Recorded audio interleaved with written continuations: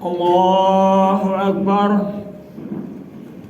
Allahu Akbar.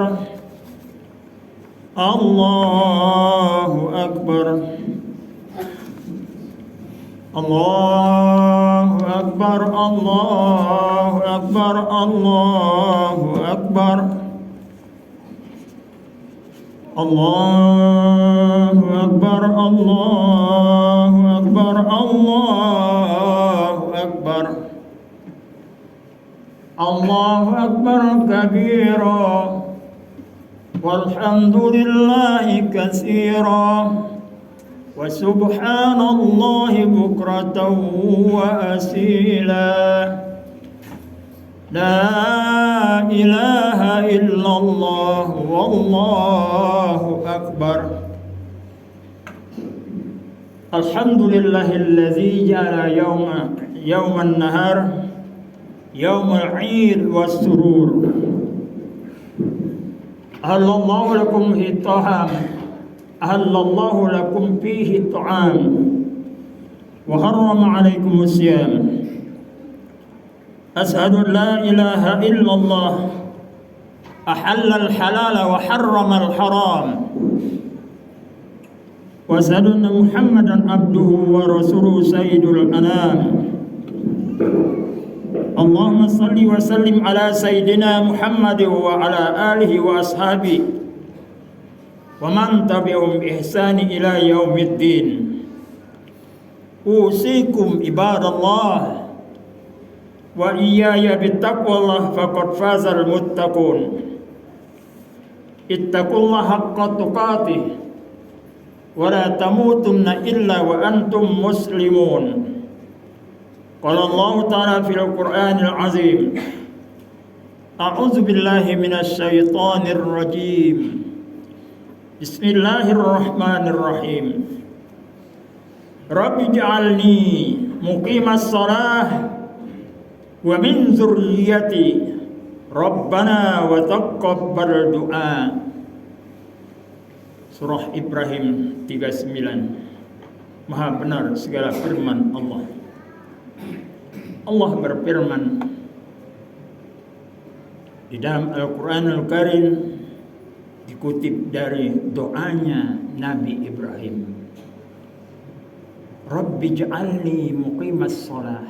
Wahai Tuhanku, jadikanlah aku pendiri salat, penegak salat.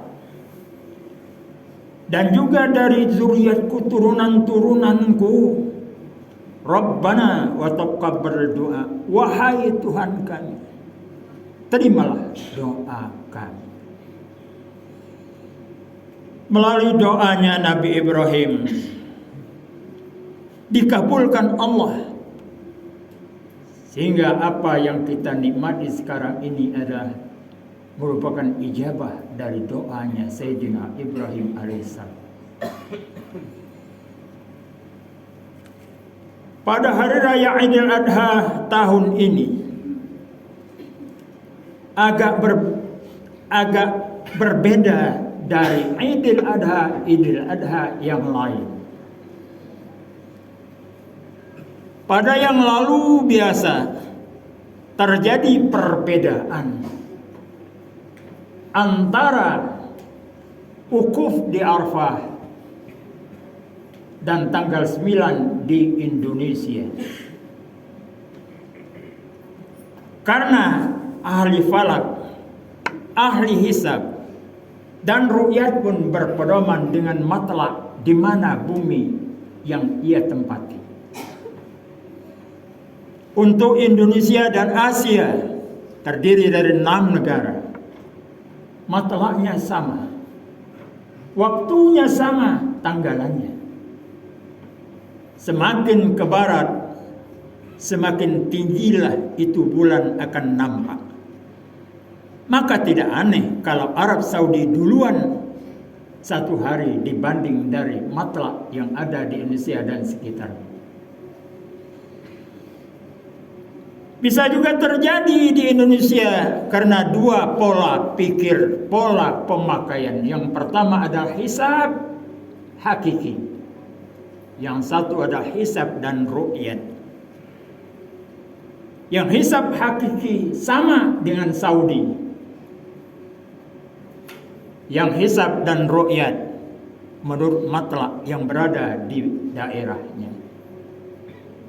Kalau terjadi seperti itu di Indonesia, ada lembaga keagamaan yang sama dengan Saudi, maka ngotot dia, bahkan mengatakan bahwa orang yang berpuasa pada hari sudah Idul Adha, yaitu tanggal 10 untuk Saudi, diharamkannya orang Indonesia berpuasa. Seolah-olah yang megang hukum itu adalah dia. Allah turunkan ilmu itu sangat luas. Memang ada suatu konsep oleh orang yang cerdik pandai, yang melulu hanya melaksanakan otak, melulu memakai pikiran, ingin menyatukan tanggalan Hijriah seperti tanggalan Masihiyah. Padahal matlak bumi ini Allah tetapkan berbeda. Bulan yang bulat, dunia bulat, sinar datang menyinari. Yang nampak bersinar adalah sebelah. Tidak mungkin semua bumi yang bulat itu punya sinar. Pancaran dari matahari. Itu hukum pasti yang diciptakan Allah. Allahu Akbar, Allahu Akbar, Allahu Akbar. Hari ini di Arab Saudi sudah tanggal 11. Mereka Idul Adhanya kemarin. Masa haji tahun ini luar biasa dibanding dengan tahun-tahun yang lalu. Walaupun tahun yang lama sebetulnya juga sudah terjadi, tapi belum begitu fokus pemerintah Saudi memperhatikan kesalahan-kesalahan itu. Saat ini 1445 Kerajaan Arab Saudi memfokuskan perhatian terhadap kekeliruan dan kesalahan aturan yang sering dilakukan oleh negara-negara luar, terutama adalah masa pisah. Masa yang lalu pisah umroh, pisah hijrah ataupun pisah ziarah, atau pisah umar, pisah pekerja, pisah umroh, pisah kunjungan keluarga, dipakai untuk melaksanakan ibadah haji. Tapi tahun ini karena jamaah haji sangat banyak melampaui batas, di samping area pelaksanaan ibadah seperti Arafah, seperti Musdalifah, seperti Mina, itu bertambah sempit karena adanya bangunan-bangunan baru seperti di Musdalifah. Beberapa unit WC yang besar disediakan oleh Arab Saudi. Maka Arab Saudi fokus menertibkan masalah mana yang bisa untuk haji. Di luar visa haji tidak boleh wukuf di Arafah.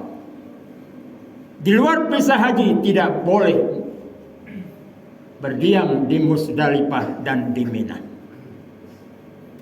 Diberikan tanda. Maka jangan kaget kalau banyak atau ada orang Indonesia ditangkap dan dipenjarakan karena pelanggaran undang-undang di negara Saudi. Mereka punya visa umroh tapi dipakai untuk haji, sehingga visa haji terdesak. Bahkan sering terjadi banyak menimbulkan korban meninggal dunia. Allahu Akbar, Allahu Akbar. Idul Adha atau hari raya kurban sangat erat sejarahnya dengan kelahiran Nabi Ismail alaihissalam. Sejarah Ibrahim satu keluarga terdiri dari bapak, anak, dan seorang ibu namanya Siti Hijir. Nampak dalam sejarah pelaksanaan ibadah haji melakukan pelontaran di Jamarat ketika Nabi Ismail akan dipotong oleh Ibrahim alaihissalam atas perintah Allah subhanahu wa ta'ala. Berbagai macam godaan dari setan dilempar oleh ketiga orang ini. Baik Ibrahim, Ismail, dan Hijir melempar setan itu sehingga mereka mengungkapkan jaramas syaitan, yaitu celakalah setan yang menggoda, yang mengatakan, merayu Nabi Ibrahim, jangan Ibrahim kau potong, itu anak tunggalmu. Kau sudah tua baru punya anak, setelah punya anak kau mau potong, kemana pikiranmu? Godaan itu biasa. Tapi Ibrahim senantiasa konsisten dengan perintah Allah. Dia yakin betul. Bukan hanya Ibrahim yang beriman, termasuk istrinya juga beriman, Siti Sarah, Siti Hijir. Apalagi Ismail. Ketika itu Ibrahim berkata kepada Ismail, di dalam Al-Quranul Karim diungkapkan, "Falamma balagha ma'ahu sa'ya," manakala Nabi Ismail sudah dewasa, sudah bisa diajak berusaha oleh Ibrahim, maka berkata Ibrahim, "Ya bunayya, wahai anakku sayang, inni ara fil manam, saya lihat di dalam mimpiku, inni asbahuka, saya memotong engkau, panzur maza tara, coba kau pikirkan bagaimana pendapatmu wahai anakku." Qala ya abati al ma tu'mar satajiduni insyaallah minas sabirin. Berkatalah Ismail kepada ayahnya, "Ya abati, wahai yang terhormat bapakku yang saya hormati, if'al ma tu'mar, lakukan apa yang diperintahkan oleh Tuhanmu kepadamu. Satajiduni insyaallah minas sabirin, insyaallah kau akan menemui aku dalam keadaan sabar menerima apa yang diperintahkan Allah." Anak yang berbakti kepada orang tua, beriman. Seorang ayah tega akan motong leher anaknya demi perintah Allah. Seorang ibu yang melahirkan susah payah juga rela ikhlas melihat anaknya dipotong demi perintah Allah. Ujian iman yang demikian kuat itu ketika Ibrahim alaihissalam meletakkan pisau yang terbuat dari batu. Ketika itu belum ada zaman besi. Ketika digorokkan pisaunya ke leher Ibrahim, ke leher Ismail oleh Ibrahim, dengan seketika juga Allah yang merintahkan, Allah juga yang menggantikan. Ismail sudah berdiri, tapi yang dipotong lehernya adalah seekor kibas. Bukan Ismail yang terpotong, tapi iman Ibrahim, iman Ismail, iman daripada Siti Hijir lolos dari ujian Allah Subhanahu wa taala. Mereka tetap yakin walaupun anaknya harus dipotong. Bagaimana iman kita? Bagaimana iman kita? Bagaimana iman kita? Gak usah besar-besar pengaruhnya, karena hukum berubah. Karena duit, tahta jabatan berubah dan sebagainya. Tidak ada lagi yang namanya iman. Semua tergiur karena pulus, tergiur karena jabatan, tergiur karena rayuan wanita. Berarti iman kita masih sangat lemah. Kenapa iman kita lemah? Karena tidak ada pondasi belajar dari kecil tentang agama. Kita hanya beragama setelah dewasa, ikut-ikutan, tapi iman kita sangat dangkal. Oleh karena itu sering syariat kewajiban yang ditetapkan Allah kita langgar, tidak kita hiraukan. Allahu Akbar, Allahu Akbar, walillahil hamd. Nabi Ismail dilahirkan di lembah yang disebut sekarang ini adalah Masjidil Haram, dengan seorang ibu yang nama Siti Hijr. Maka bagian Ka'bah itu ada yang namanya Hijr Ismail.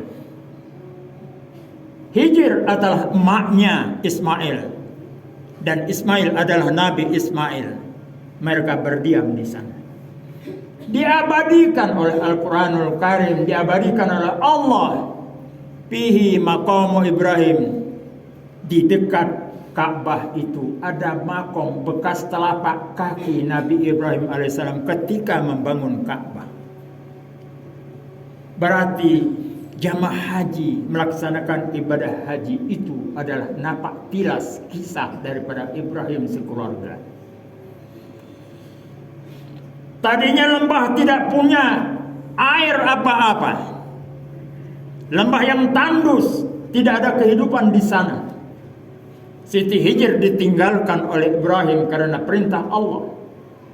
Sampai Siti Hijr mengejar Ibrahim, wahai Ibrahim suamiku, tega kau membiarkan aku hidup di lembah ini, tiada makanan apa-apa, kau harus pergi. Apakah betul ini perintah Tuhanmu ya Ibrahim? Jawab Ibrahim, betul, ini adalah perintah Allah SWT. Mendengar perintah Allah, Hijr rela ditinggalkan sendirian di lembah itu dan melahirkan Ismail. Butuh air, Ismail mau minum, mau membersihkan badannya karena dilahirkan. Tidak ada rezeki, tidak ada kehidupan di sana. Maka Allah keluarkan air, yang karena keluar air itu melebar kemana-mana. Hijr Ismail, Siti Hijr memanggilnya Zam, Zam, Zam, Zam. Sampai sekarang namanya tetap Zam, Zam. Kumpul, kumpul, jangan kemana-mana airnya. Zam-Zam luar biasa, jutaan manusia memakainya, sekejap juga terpenuhi dan tidak juga melebar, tidak juga jadi membanjiri. Tapi semua orang merasakan Zam-Zam, jutaan manusia di musim haji ini. Allahu Akbar, Allahu Akbar. Nabi Ismail alaihissalam hidup 1781 sampai dengan 1638 sebelum Masehi. Kalau sekarang adalah 1445 Masehi. Tambahkan dengan tahun 1781, berapa tahun jumlahnya? Nabi Ismail hidup selama 137 tahun. Apa keistimewaan Ibrahim? Ismail adalah cikal bakal suku Arab Saudi. Dia paling fasih berbahasa Arab. Pengembangan bahasa Arab itu berdasarkan daripada tutur kata Nabi Ismail. Ketika itu Ismail bisa menjinakkan kuda yang sebelumnya.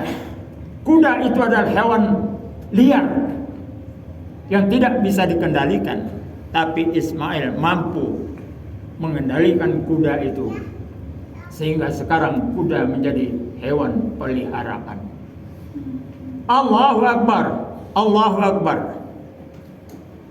Nabi Muhammad SAW diperintahkan Allah untuk melaksanakan kurban ketika tahun ke-6 Hijriah, ketika turun perintah untuk melaksanakan ibadah haji.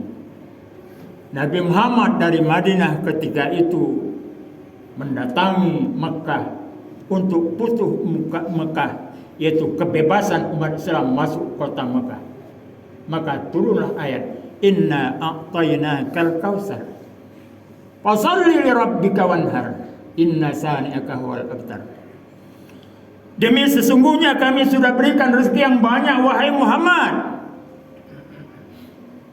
Fasholli li rabbika wanhar, maka salatlah li rabbika wanhar, untuk Tuhanmu, demi Tuhanmu, yaitu lillahi rabbil alamin, ya. Wanhar, dan potong hewan untuk kurban. Inna sani'aka huwal abtar, orang yang menghinakan engkau dialah yang akan lebih terhina. Rasulullah berkata, umirtu bin nahri wa huwa sunnatul lakum. Hadis riwayat Tirmizi. Saya diperintahkan, diwajibkan oleh Allah Subhanahu wa taala untuk memotong hewan kurban setiap tahun. Tetapi itu hukumnya adalah sunnah bagi kalian. Andainya Rasulullah mau memberatkan umatnya, tentu saja dia nggak mau kena beban sendiri.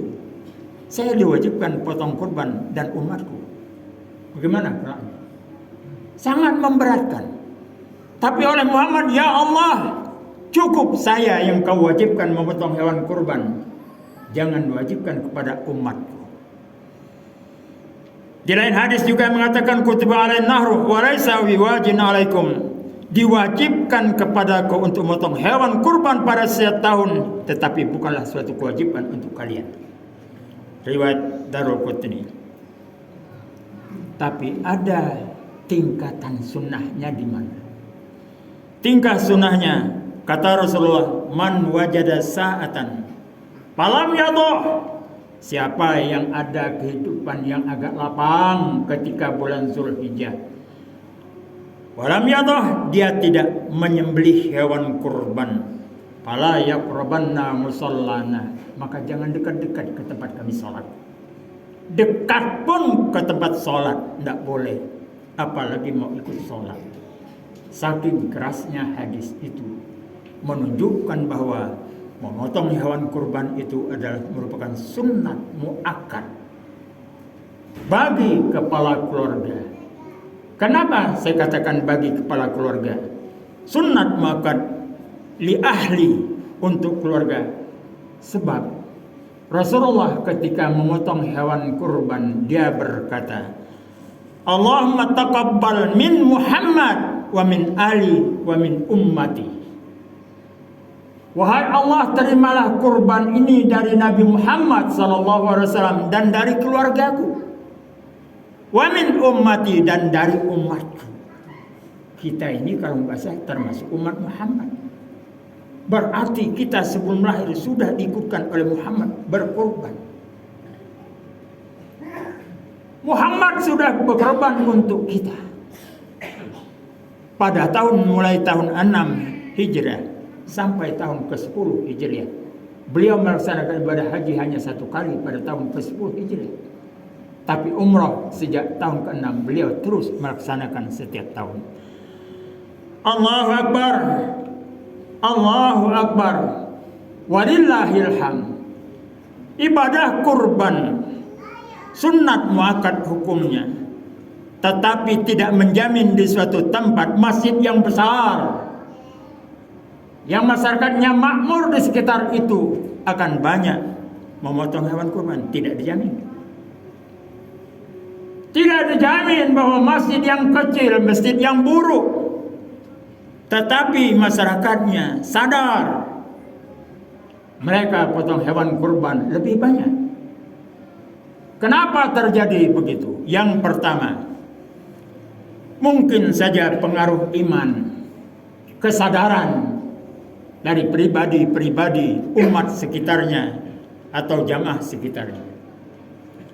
Tapi mungkin juga terjadi karena apa? kepercayaan masyarakat lingkungan. Banyak terjadi, masyarakat besar bagus, elit masjidnya, kaya-kaya umat sekitarnya, tapi potong hewan kurban di sana sangat sepi karena masyarakat hilang kepercayaan di dalam pengelolaan penyembelihan hewan kurban. Orang nggak mau menyerahkan hewan kurban di tempat itu. Sebab apa? Masyarakat tidak percaya, tidak ikhlas. Ini yang perlu disadari. Allahu Akbar, Allahu Akbar.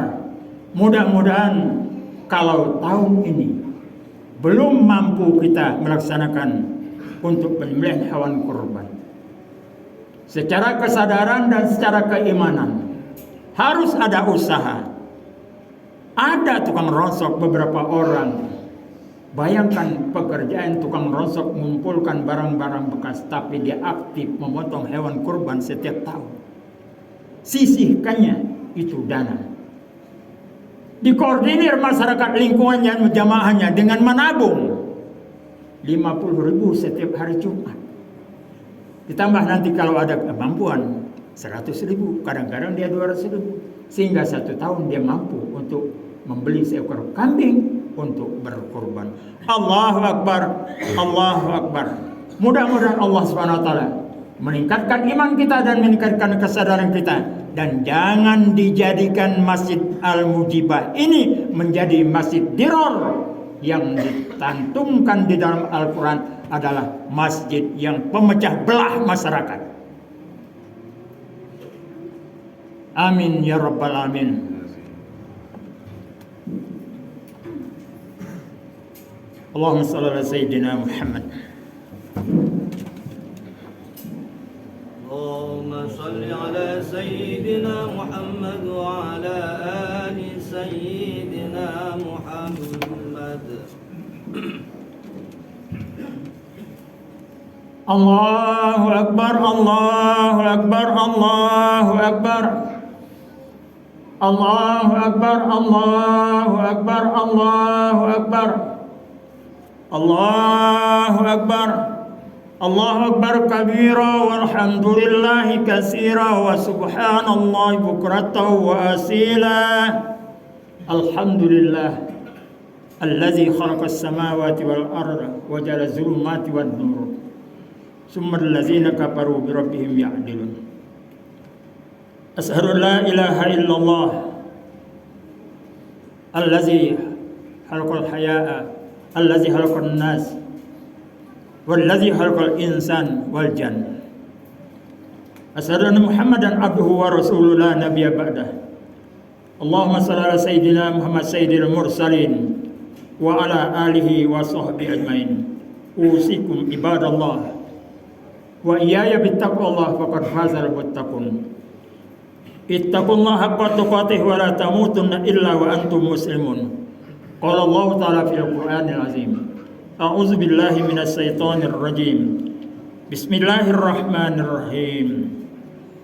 Innallaha wa malaikatahu yusholluna 'alan nabi. Ya ayyuhallazina amanu shallu 'alaihi wa sallimu taslima. Allahumma shalli ala sayyidina Muhammad wa ala ali sayyidina Muhammad kama shallaita Ibrahim wa ala ali Ibrahim wa barik ala Muhammad wa ala ali Muhammad kama barakta ala Ibrahim wa ala ali Ibrahim fil alamin innaka Hamidum Majid. Allahumma ighfir lil muslimina wal muslimat wal mu'minina wal mu'minat al ahya'i minhum wal amwat innaka sami'un mujibud da'wat ya qadil hajat. Rabbana ighfir lana wa liwalidayna wa lil mu'minina yawma yaqumul hisab. Allahumma arinal haqqa haqqan warzuqna ittiba'a wa arinal batila batila warzuqna ijtinabah. Ya Allah ya Rahman ya Rahim, melalui keagungan asma-Mu ya Allah, pada hari raya Idul Adha ini di Masjid Mujibah ya Allah, kami sampaikan harap, minta dan doa ya Allah. Lembutkanlah hati kami ya Allah untuk menerima yang benar ya Allah, dan berikan kami kemampuan untuk melaksanakan yang benar itu ya Allah. Ya Allah ya Rabbana ya Tuhan kami, murnikan hati kami ya Allah untuk mengetahui yang salah itu salah, dan kami mampu mengingkari dan tidak melakukan kesalahan itu ya Allah. Ya Allah ya Rabbana ya Tuhan kami, ampunilah segala dosa kesalahan kami ya Allah. Dosa kesalahan ayah ibu kami ya Allah. Dosa turunan kami yang telah mendahului kami yang berada di alam barzah ya Allah. Hentikanlah siksa kepada mereka ya Allah. Tolong ya Allah, hentikan azab-Mu di alam barzah untuk keluarga kami ya Allah. Mereka menyesal ya Allah karena kurang berzakat, karena kurang bersedekah ya Allah. Kami tahu itu ya Allah. Tapi Nabi Muhammad memberikan teladan kepada kami ya Allah. Kami yang hidup bisa bersedekah atas nama orang yang sudah meninggal itu ya Allah. Bukakan pintu hati kami ya Allah, supaya ingin menyisihkan harta kami untuk sedekah kepada orang-orang yang telah meninggal dari keluarga kami ya Allah. Ya Allah ya Rabbana ya Tuhan kami, bukakanlah pintu rezeki ya Allah, supaya kami bisa bersedekah jariah yang dapat kami nikmati hasilnya, pahalanya walaupun kami sudah meninggal ya Allah. Dan jangan Kau jadikan kami pengkhianat dari tanah wakaf ya Allah. Ya Allah ya Rabbana ya Tuhan kami, makmurkanlah masjid kami ya Allah. Karena masjid itu adalah lambang kehidupan umat Islam di dunia ini ya Allah. Sebagaimana tokoh-tokoh yang lalu mengatakan, kalau akan melihat umat Islam, lihatlah mereka ketika sholat Idul Fitri dan Idul Adha ya Allah. Tapi bila kita akan melihat umat yang beriman, lihatlah jamaah yang sholat di masjid waktu subuh ya Allah. Lembutkan hati kami ya Allah, supaya ingin beribadah yang baik dan yang Kau terima ya Allah. Ampunkanlah semua dosa kesalahan jemaah haji kami ya Allah.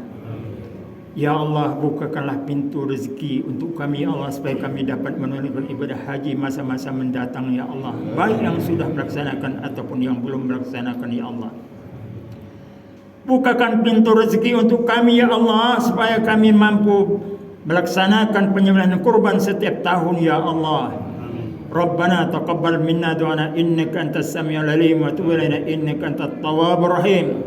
Rabbana atina fid dunya hasanah wa fil akhirati hasanah wa qina azabannar. Ibadallah, innallaha ya'muru bil 'adli wal ihsani wa ita'i dzil qurba wa yanha 'anil fahsya'i wal munkari wal baghi ya'izukum la'allakum tadhakkarun wa la dzikrullahi akbar. Assalamualaikum warahmatullahi wabarakatuh.